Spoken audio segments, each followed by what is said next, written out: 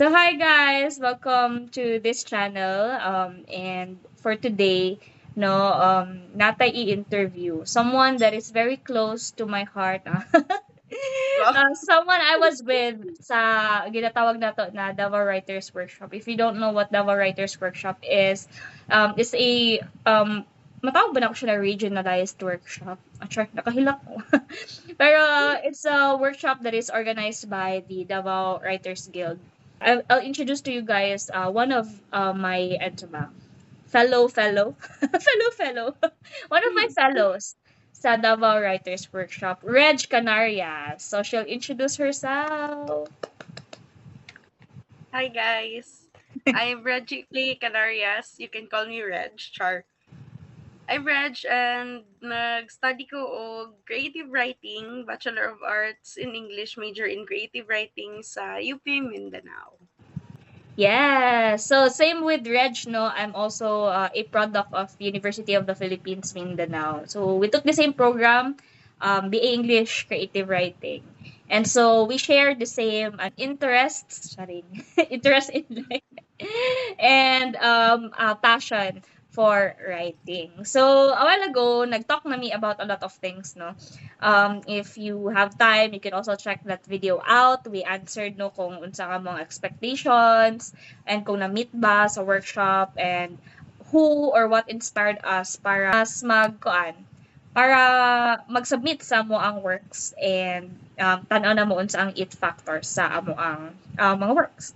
So, this time around, no, daghan patag set of questions. So, first up sa ato ang question. By the way, fourth question na din mo, guys, kay nauna na tong tulo.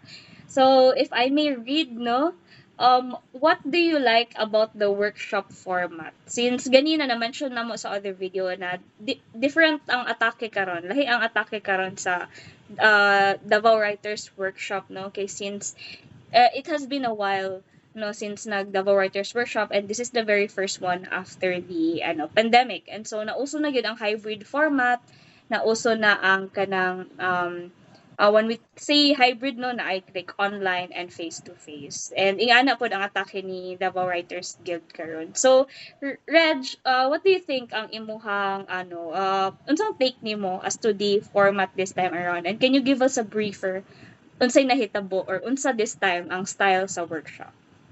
Ganahan ko ani na question kay actually I find the setup very helpful. Unang-una, ang setup nato 'di ba was pila 3 weekends excluding ang opening. So within those 3 weekends, naay time magbasa, naay time mag-revise, and napoy time mag-consult. Mhm. Sa amo ang team with Naro Alonzo, uh, every week mi nag-meet kay initially na ay comments na gi-present tapos first batch sa revision, then for the last week kay kanang murag unsay progress sa works ana. So kato siya na 3 weeks, I could say na kanang paspas ang iyahang pag-agi. Pero at the same time, kung tan-awon ako siya like sa workshop jud mismo na setup, ganahan ko kay naay time to breathe. Like Mhm. for example, sa first week namo, naka-receive mi og comments. Hala, okay, daghan kayo comments for this work, daghan comments for that work. What do I do? Unlike sa mga previous workshops, and siguro same po sa previous na setup na kanang the day after na anay activity or na anay another comment na pod na ma-receive, kato na kay time to digest what's going on sa Yeah. imuhang work. Makita nimo asa ang nag-apply best and napod kay time to reflect. Like for example, this comment, I think it works for me but I don't know how to apply it. So okay, let's ask the mentor. So naa kay time para mag-isip and most especially matutukan pod kay after ang Davao Writers Guild karon na ma-produce as publishable ang works sa mga fellows. So I think the best thing about the setup was ang breather na gihatag ato sa fellows para maka-digest sa comments. Yeah. Ikaw, ate. Yeah. Karon nagi-point out ni mo na no, like the breather. Na-appreciate gyud pud nako na. Kay as a writer gyud na doesn't really prefer kuan kanang so much pressure in one go. Murag ikaw as a writer pud ba na ang processing man good. Ako siguro into creative nonfiction man jud ko murag mo ana tan-aw nako ang go-to na form or genre na ako ang pilion. And someone na kanang ano gyud kailangan i-process ang mga things especially if very personal ang ginasulat. Appreciate na ako na naato siya. Brag spaced out siya, kumbaga ba. Brag na ay time. Kay, kuan mo good, based sa akong mga napangutan-an before na naka-appeal ng og workshop, kuan mo good ilaha ka ng, kuan ba, wala na sila time na mag-revise ing anak taas. Kay murag, okay, igo lang gi-critique ang imuhang work, like, dili man lang nimo madepensahan ang imuhang self why you did that nga na one thing also na ano nako nalahi dai sa workshop karon is we were given time to introduce ourselves and introduce our works so True. nahitabo ni siya 'di ba sa first day pa lang sa workshop first day second day first day second First day. first day so the people around you ang mga fellows and even the panelists themselves they already know paano sa nimo siya gihimo ang imong work nganong ing ato and who are you as a person who you are as a person and I think that's one thing that's different but at the same time tan-aw nako good practice na gisugdan nila ingana kay for the next workshop I guess if ma-carry over or ano nila mahimo na jud siyang practice eventually it's also a good thing. It's easier man good to help someone if you know that someone. 'Di ba? True. It's easy to critique someone if kabalo ka asa siya nagikan and makabalo pug ka unsa ang imong i-suggest sa iya eventually because you already know him or her as a writer or as a person, as an individual ingana.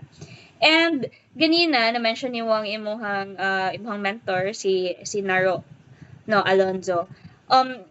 Na-appreciate din ako ni na format kay tungod hybrid siya and we could also tap someone who is not in Davao. Just like Laro is not based right now. Tama ba? Wala siya sa Davao karon. So, it, kumbaga, wala na to na confine ang ato ang selves. Wala na to na limit ang atong selves sa four corners sa workshop venue. But because hybrid siya, we could also tap people outside no para mas maka mentor gid sa ato na dili hindrance gid ang location no and sa logistics di ba syempre kay daghan ta ingani and kana and I guess gi-allow pud ata nila ang mag-hop from one mentor to another if some mentor tan-aw nila na maka-help sa imo I guess naay ubad sa ato nagi-allow na mag-sit in sa other mentors and also at the same time sa ilahang main mentor nga na. So, unsa pa ba? Kato, na-surprise di ba to tanan? Kay supposedly, ang first 2 days, mo tong face-to-face, and the rest of the weeks kay workshop na gyud like online, mentoring, etc. And ni ana sila na gi-announce nila na probably there's gonna be like a closing ceremony na mag-gather na pud-usab nga na. And I guess that's kanang bonus gid siya para sa ato ang tanan kay syempre ang separation anxiety charot Actually. so kay tungod murag ma-close man gud jud ang bond sa mga fellows di ba kay nag face to face mo nya nag online pa gyud mo murag kamo rin nag-uban for the next 3 weeks and then naay closure kumbaga closure kumbaga sa We needed workshop that. kay 'di ba by the way guys naday ka nang murag sa closing ceremony, like one last day when we were kanang given certificates, no? Kuan pod kumbaga nag-take part pod ni sa open mic ing ana and kanina part ang kanang ready na ta to open up even more sa public Kay ano man at first kay marag closed door man gud siya, nakita-kita lang, kita-kita lang sa first 2 days, and then medyo dili pa kita comfortable sa isa't isa, but eventually naging closer, and then sa last part 'no, mas, naging ano pa gid ta, kaya na nato mag-open up sa others kay tan-aw nato tan-aw nato medyo medyo nag-improve na ang ato ang works, medyo, tan-aw nimo nag-improve imong work. No comment. Lalo ba kasi kanang imposter syndrome ba? Uy. Pero bitaw oy, more of ano gyud, more than the comments na ilang ginahatag and unsa ang atong gi-improve. Ang ano gyud, personal ano na to ba kung ready na ba ta i-ano siya sa public. And I guess that's the other side of the coin gyud. Now, the other side is that ano to, okay na ang atong work. But the other side of the coin really is, are we ready to let others see our work? Ano, ganun. Na Actually, ano, oo. the bigger question. Oo, kay na may uban na kabalo ka how gyud sila, like kanang ano gyud, ang ayos sa ani oy, but then they themselves are not ready ba to share. So wala gyapon nabasa sa mga tao. Napay uban na grabe pud maka-share na di pa kayo prepare. Sige lang, grabe ka confident. Sige, let's go. Bahala na. Ano lang, marag timpla-timpla lang ba na at least presentable siya ba sa mga tao. And anyway, every day is an opportunity to revise man gyud, 'di ba? If nakag time. So kato siya, I guess. Next is unsa ang most challenging part of the workshop? Tan-ani mo. Ikaw personally, Reg. So, I think it's the revision. Kay, although natay breather, I guess, kabalo man jud ta na dili enough ang 3 weeks to revise our works. Even one work maglisod tag revise for 3 weeks, let alone ang mga nag-submit og poems na 5 to kabuok ang gi-require sa ila for entry. Tas sa mga nag-short stories na duha ka works. So, ako kay like, lisod jud ang pag-revise.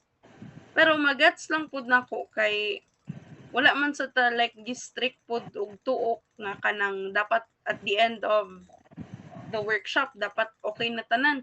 Though ga-expect sila og output, pero kana ma-appreciate sad nako na kanang excellence does not require perfection. They were just looking for progress.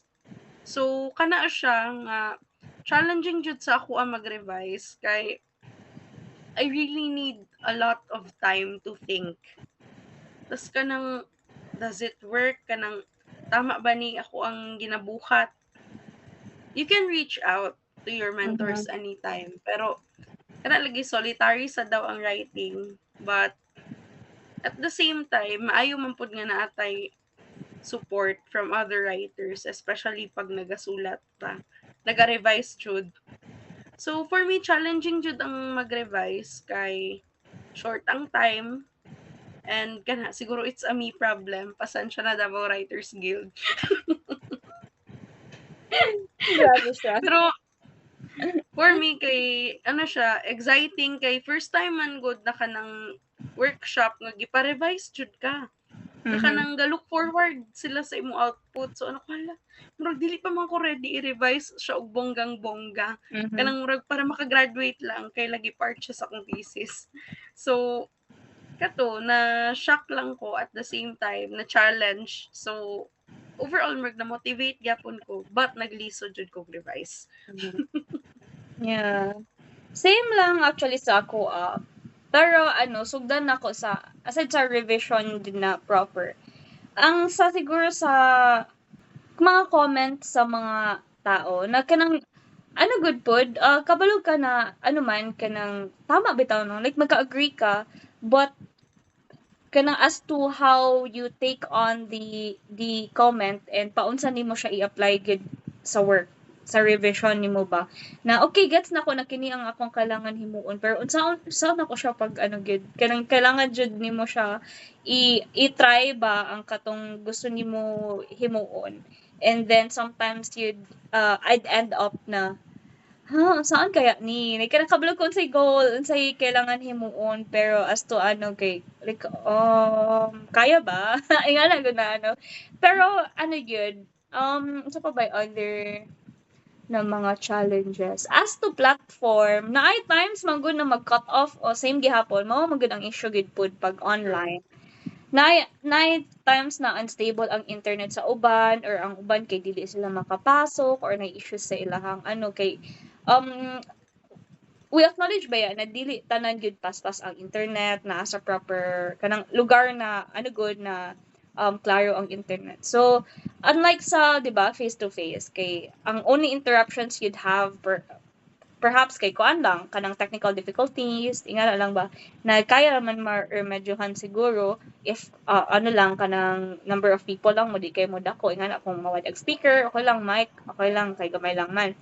But if nagyo-gyud mo murag lisod pod no kay ano gid kanang wala mo yan no but to wait either wait or dili jud maka-join ang isa.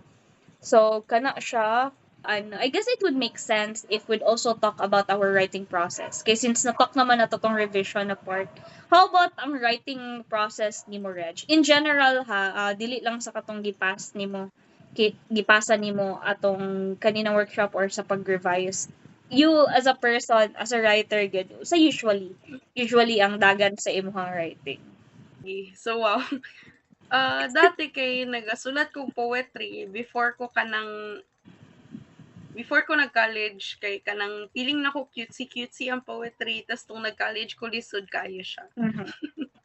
Then nag-nonfic pud ko before tapos kanang it's too close pud siguro sa ako mga ginasulat so ano ko okay murag I love this genre but I think dili ko mag-survive for long if I keep on writing. So nag-switch ko to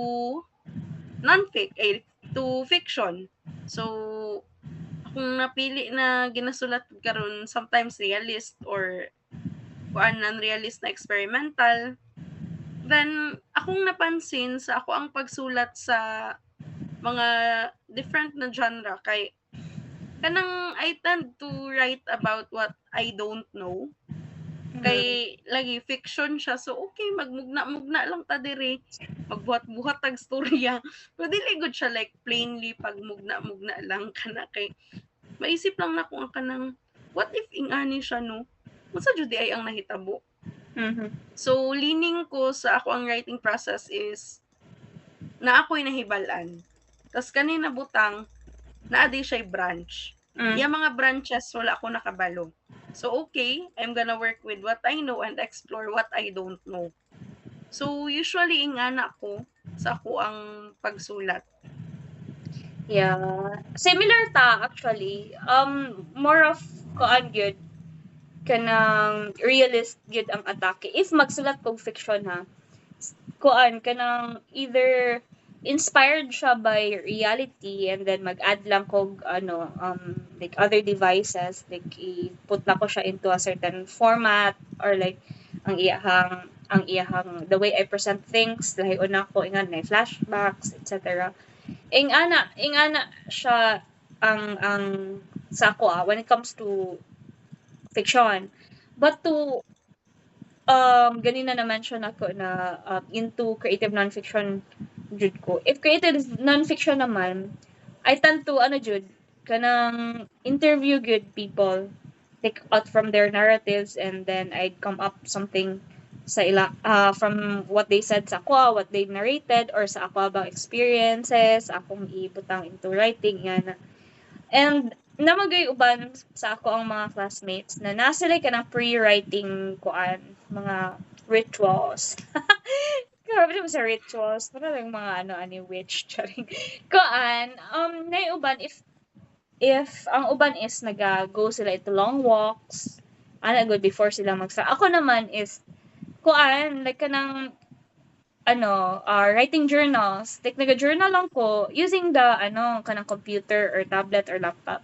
That way, murag lang ang akong fingers, like, naga-move lang siya ba? And then, ang akong brain work lang good siya, to keep it running. Especially pagka ng morning. Before kay morning, mag-video ko nagasulat. Like, morning person dyan ko before, college time. Pero eventually, kay naimo na kong night out. I can't help it. Good.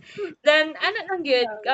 Good? Kanang type lang, sulat lang, and then eventually, if something good na maisip na ako, makasulat ko eventually, mo nang starting point na makasugod na kong sulat. Pero as to kanang if humanon ba na kog sulat in one go, or kung ako ba siyang tagpi-tagpion, like mag-stop sa then balikan na ako ingana. I'm the type of person yun na humanon na ako siya in one go, like at least man lang like makabalo ko asa padulong ba, bahala dili sa siya ingana ka perfect, ingana ka hanay, or if naga-make sense ba yung plot, or naga-make sense ba, naga-stick ba sa kung unsang character sa isa ka person ang iyang ginapanghimo, ingana good. Like himuon na ko siya sa tanan as a whole. Pero dili man ko mag-take og pila gyud ka hours, like 8 hours magsulat lang ka. Like siguro mga 2 to 3 hours, like maano lang nako ba na lang ko ma-put into writing lang nako ang iyahang murag pasadahan lang nako. And then eventually biyaan nako siya, then balikan nako if na lang ko gusto na i-fix or i-edit or idagdag na i-squeeze baron ingana. Pero in my mind kay kabalo na gud ko unsay ending, unsay premise, unsay ingana. Kabalo na ko nabutang na nako siya. It's just that ako lang siyang gina-fix if naga-make sense ba siya. So, ingana usually ako ang writing process. Sa fiction naman, same lang. Humanon sa anak ko. Pero itong recent na ako ang gipasa, katong gana siya by the bridge or by the river. Yun, wala jud ko kabalo ato unsa akong gi-ending, unsa akong i-end. So, lahi ang ako ang proseso that time sa fiction. Na murag, wala ko kabalo unsa akong i-end, so gi-end lang nako siya for the sake na mapasa nako siya. But then eventually, as to katong nakabalo na ko unsa dapat ako i-revise with all the comments and i-apply na ko ang comments. Pero nalahi na jud siya. So, gibalikan jud na ko siya, gitarong jud na ko ang ending. So, dito ko nagka-challenge yun na kato ang ending. So, na ba kayo madagdag, Reg? More like ano lang ata, question kanang ikaw as a writer unsa imong maingon kanang asa imong strength, mag-start og story or mag-end og story? Wait lang. Gusto na po I answer, Ana. Uy, siguro mag-start. Mas dali mo gud mag-start. Kay murag, dagan pa kay kag-open, like opportunity na magkamali or mag-explore. Pero sa ending, manggod kay you have very limited options na. Kay kabalo na mo ka unsa ang kanang naga-make sense na ending, or kay kabalo na ana kay murag overall na kanang mura bitag funnel na with all those things that you presented, characters, plot, themes, etc., mag-boil down din siya to something na kanang ending na naga-make sense. Ikaw? Ikaw ba? Actually, ate, intro jud kay katong nagsulat ko pod sa both works kay dili na ko siya matiwas-tiwas. Kay akong writing process kay okay, sulat ko. Nakahit ko roadblock. Okay, dili sa ko magsulat. Until ma-discover na ko like anywhere, magdala ko cellphone, magluto, mag-CR, kip na ay mukalit og sulod na idea. Hala, sige, i-type na lang nako para mabalikan ako siya, then ma-explore na ako. So, I would say na weakness na ko ang mag-end jud at kay gets man, tama jud yung giingon na nakigi-present na scenes, na characters, na mga events sa stories. So, that specific ending is the ending that makes sense. So, pero ako kay kanang muraglain man, kanang cliche ba ko or kanang weird ba ko for doing this? Kanang hashtag doing it for the plot. So, partly nga na, isa po din na siya sa mga na-learn po na ko nga kanang kailangan ako strengthen sa workshop po kay both my endings kay kanang murag, are you sure this is making sense? Or murag gi-summarize nimo imong story? Kanang murag influence gyapon siya sa journalistic writing back in high school. So, wala murag na gi-summarize akong ending, no? Yeah. So, kato no, natay something in common jud. And I guess one thing na na pwede nila abangan sa ato ang next sa ato ang next part no, kay mag-dig deep na lang ta as to how creative writing changed your life. Wow. And how do we inspire others yun to take up either creative writing or to just write, no? Irregardless if nagkuha ka creative writing, to just write and submit yun sa mga workshops. So, medyo i-cliffhang lang sa nato ni kay sa next part na nato siya i-answer. Alright, so see you guys sa next part sa ato ang video.